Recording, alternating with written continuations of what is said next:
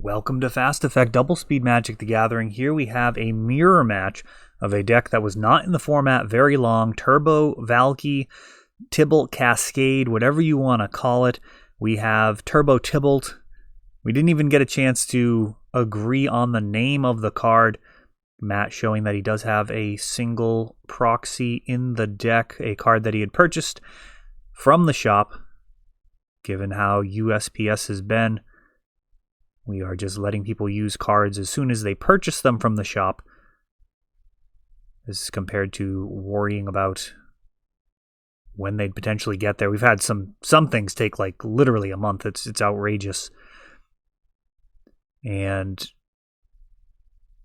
the Cascade has happened, and now will this Tibalt resolve? He's going to be able to cast it for free. And it's going to see a Force of Will, pitching Force of Negation. Force of Will back, pitching Ardent Plea. And a Force of Will is flipped. And now Charlie is going to be double Simian Spirit Guiding along with a Tropical Island to attempt his own Cascade, but there is a Force of Will at the ready. Does Matt have a blue card in hand, though? It looks like he might actually be Hellbent.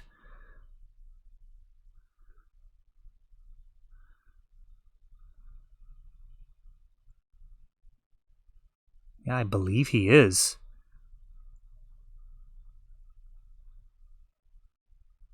So we got a Force of Negation and a Force of Will, both available for Tibalt.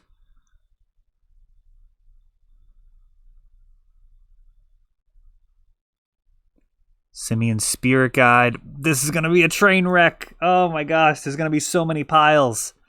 There's going to be so many piles. Piles for each other's Tibalt's, a pile for Exile when you like pitch stuff to Force of Will. Oh, this is going to be an absolute nightmare. Let's try and follow along the chaos as these two try and duke it out here.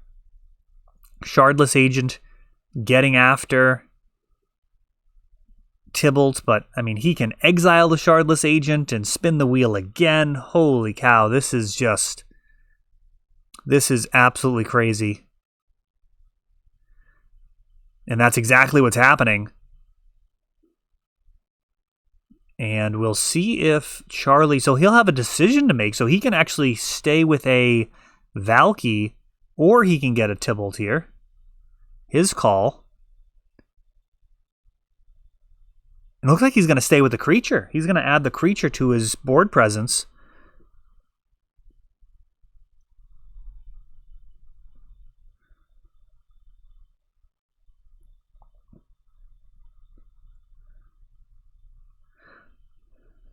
Feel like this one could go for a while. This could go for a while.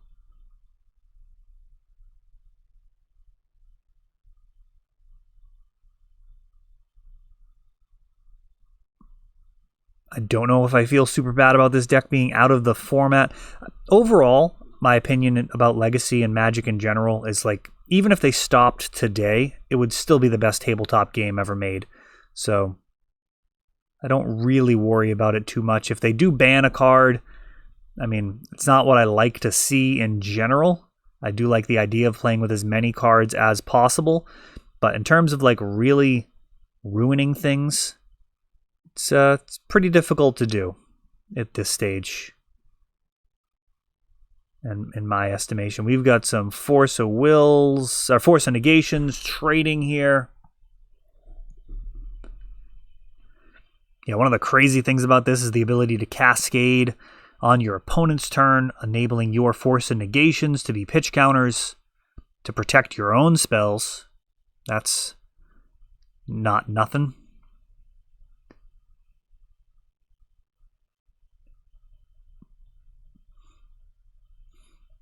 Yeah, this is not as easily done as it would be in paper in person. I will concede that point. Though I've never claimed that playing online was better than playing in person. I actually love sitting across the table from people. It is what we're going to be doing all year long, for sure. We're going to be running these events every Wednesday and Friday. So if you do want to end up on the channel, that is your path forward there. But there are definitely trade-offs. Usually they're not as large as this. This is utter chaos, as Oko on Charlie's side is going to now start making tokens and elks. They're going to be swinging. Tibalt taking a hit.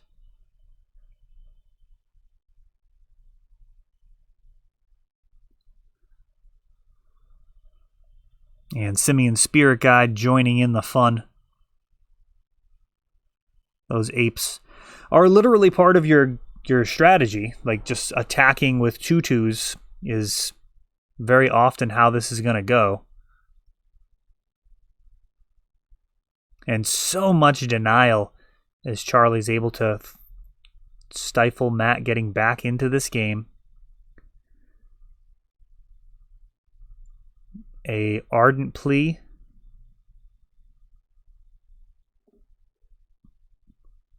It's going to remain queued up.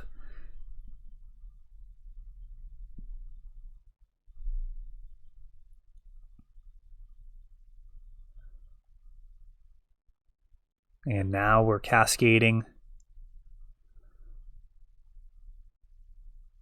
Running out of room for the life totals there is Charlie. And we've got a Valky. However, just a land in hand.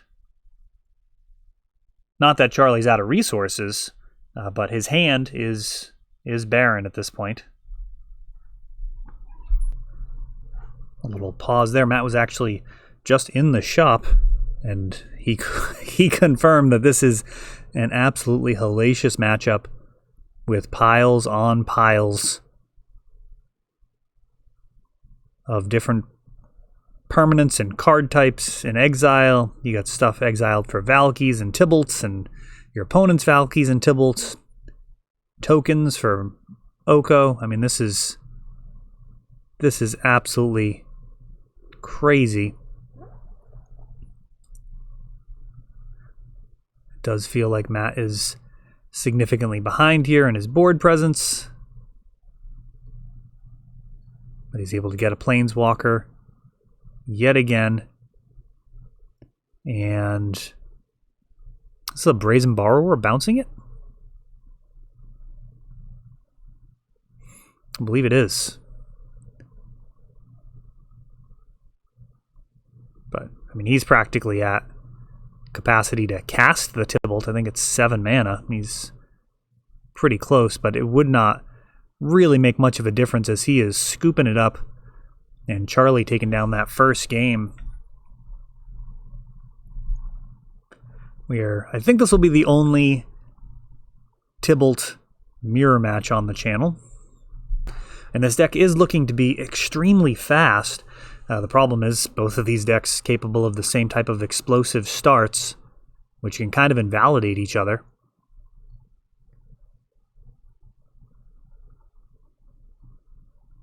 Gemstone Cavern.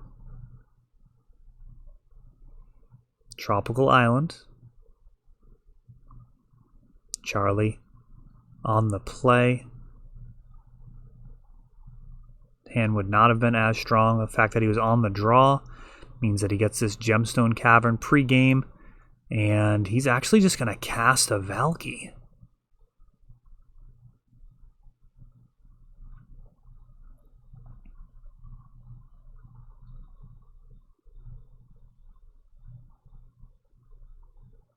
It's a fairly dangerous opening here. Make sure this works the way that I think it does. This Simian Spirit Guide is taken.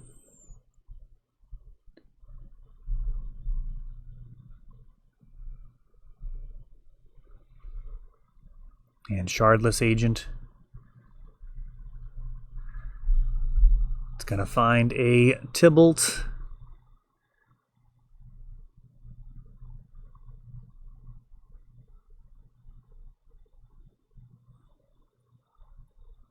And we've got some plussing going on here.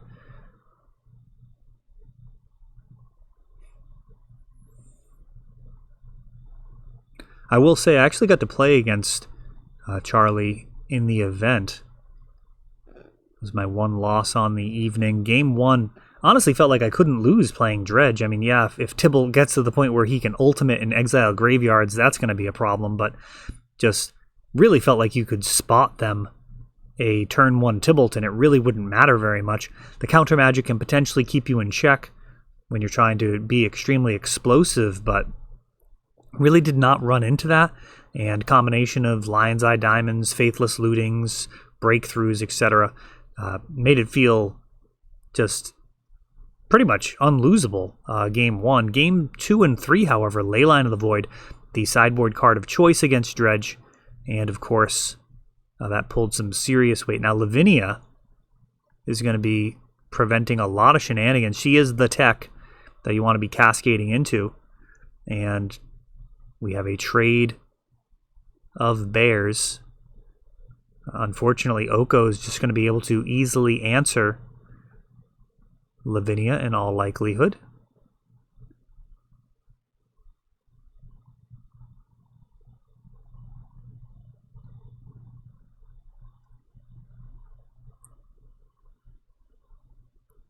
And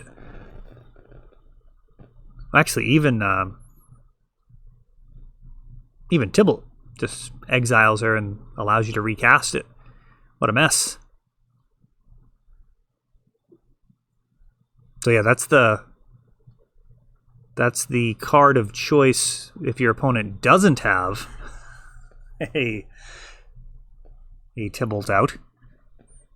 So now Lavinia is now an elk, and on Matt's side of the board, represented by the green sheep token there.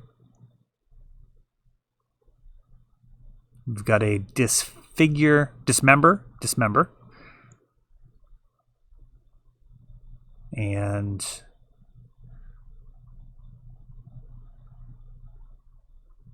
Tibalt digs, finds a Lavinia of his own. And the 3/3 is going to hit that Tibalt in the teeth. And some options here. It'll be Lavinia.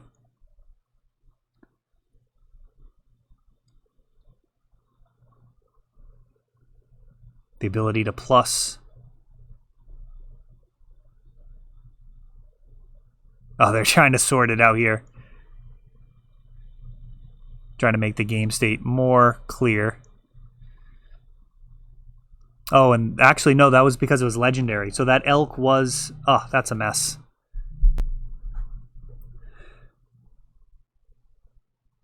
This is a lot of cards that are no longer going to be in the meta here. We've got the Tibalts continuing to square off against Oko now on the other side of the board. Another Oko. This one we've got a Mystical Denial for. Fun counterspell. I mean, there was a lot of really clever deck building that went into coming up with this Turbo Tibalt deck.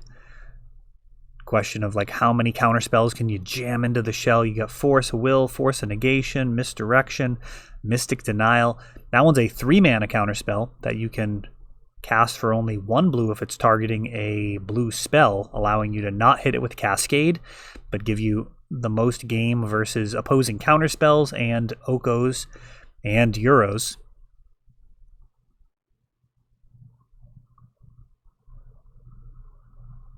Tibalt's building up. And eventually, his ultimate probably going to be enough to win the game. And Ardent Plea is going to find a Valky.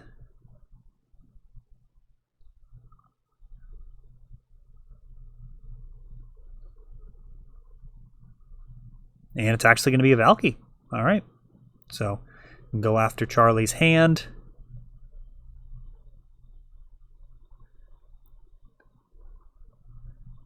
Oko is taken out by the Lavinia.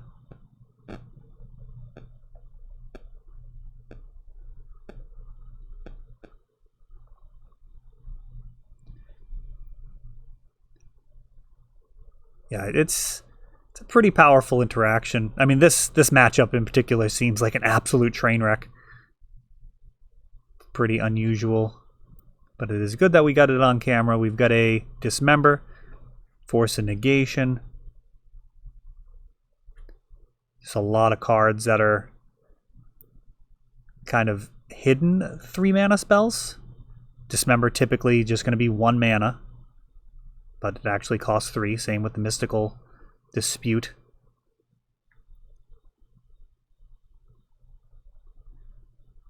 And this mana base, rainbow mana, able to utilize any of the Cascade cards. Though it's interesting because Tibalt doesn't really care about the color of mana once he arrives. And at this point, this is feeling like Matt is just firmly in control. He's got an active Oko, an active Tibalt. Charlie has basically just a bunch of lands at this point. And at this stage, I suppose the question is whether or not we're going to see Game 3. Oh, Oko. Just holding on to a glimmer of hope here. Going to go ahead and make a food. Be another speed bump.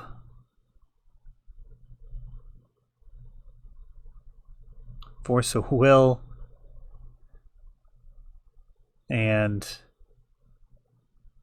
there's Reckless Assault. I feel like that might actually, the other text on that might be relevant. I think it gives +1/+0.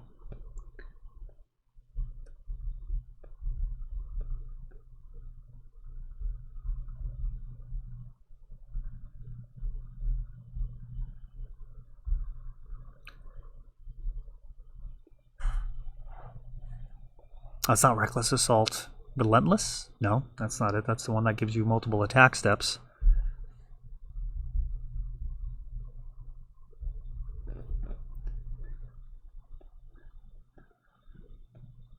Turning sideways, clearing Oko.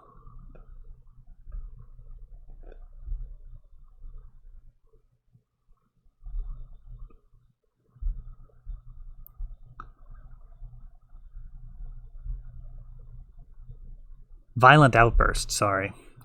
Yeah, Violent Outburst does in fact give creatures you control +1/+0 till end of turn. Potentially useful in clearing planeswalkers with your ragtag 2/2s and 3/3s. And I am really curious if we're actually going to see an end to the third game. I feel like Matt's going to end up winning this one. It's feeling pretty inevitable at this point. Despite having a lower life total for the moment, it's not going to last long. A Plague Engineer.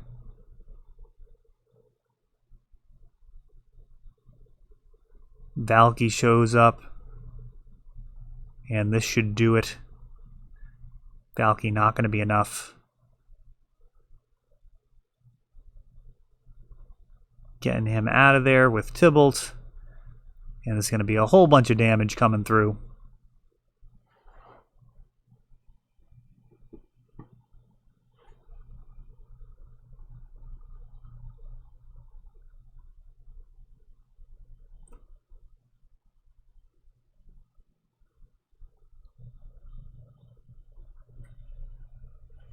Matt just calculating the damage, seeing if it's going to be actually lethal.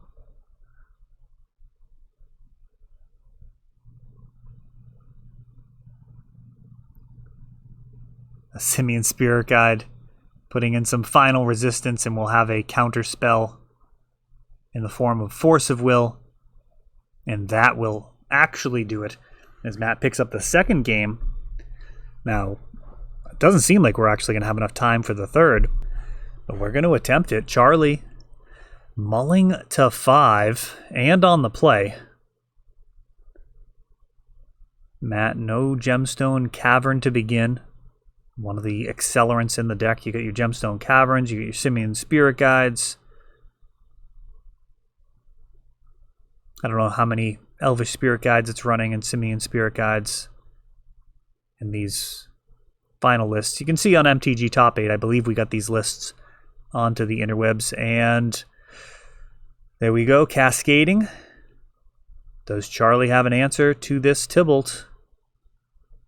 It's a turn 2 Tibalt, and it looks like a Brazen Borrower is going to look to bounce it.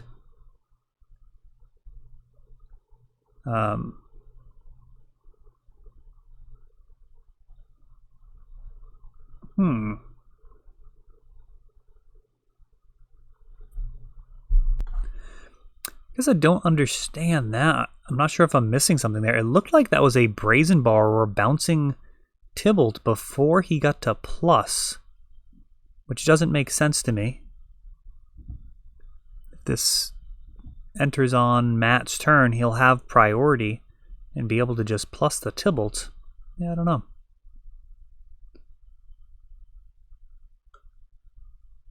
Valky just showing up.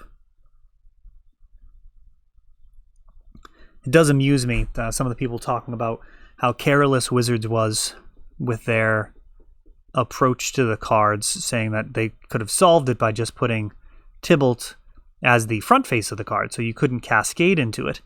Of course, that fails to take into account the complexities of the game. The complexities of the game is you could, at that point, flicker Valky. So a card like Ephemerate or Ghostly Flicker or any of the countless flicker effects would actually reset a Valky to have it come in as a Tibalt, which would also be a problem. It certainly does not solve the issue. Magic's an incredibly complex system, and they do need to test things quite a bit. I don't know if they bothered worrying about this cascade mechanic or if they just anticipated needing to change the rule if the deck was actually too spicy.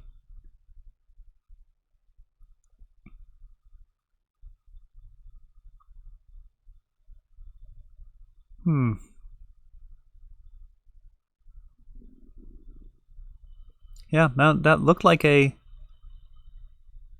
similar line. I'm thinking I must be missing something there. Let me know in the comments.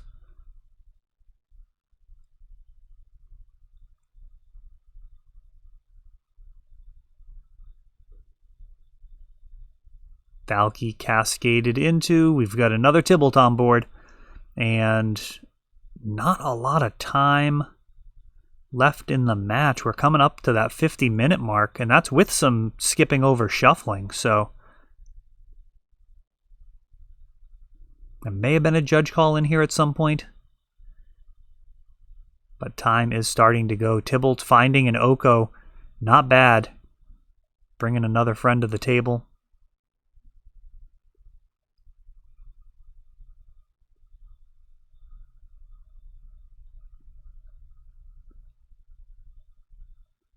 Making some land drops on Matt's side of the board. Charlie, not as fortunate. He does have a Violent Outburst, though. Let's see if this will actually... the Violent Outburst is going to end up resolving, but will this Tibalt end up entering the battlefield or not?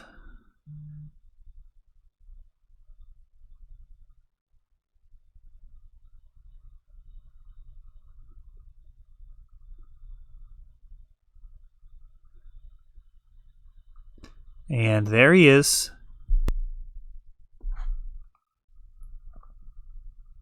Boy, this is one of the longer fast effects we've had.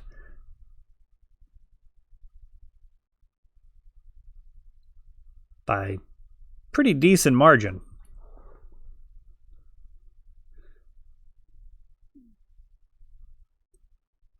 I'm curious about that interaction that looks like a Brazen Borrower to me. Looks like they're both running Showcase Brazen Borrowers. Charlie picking up a land, which, could help if this game ends up going the distance, but there's not going to be enough time on the clock to actually do that. So likely end up in turns.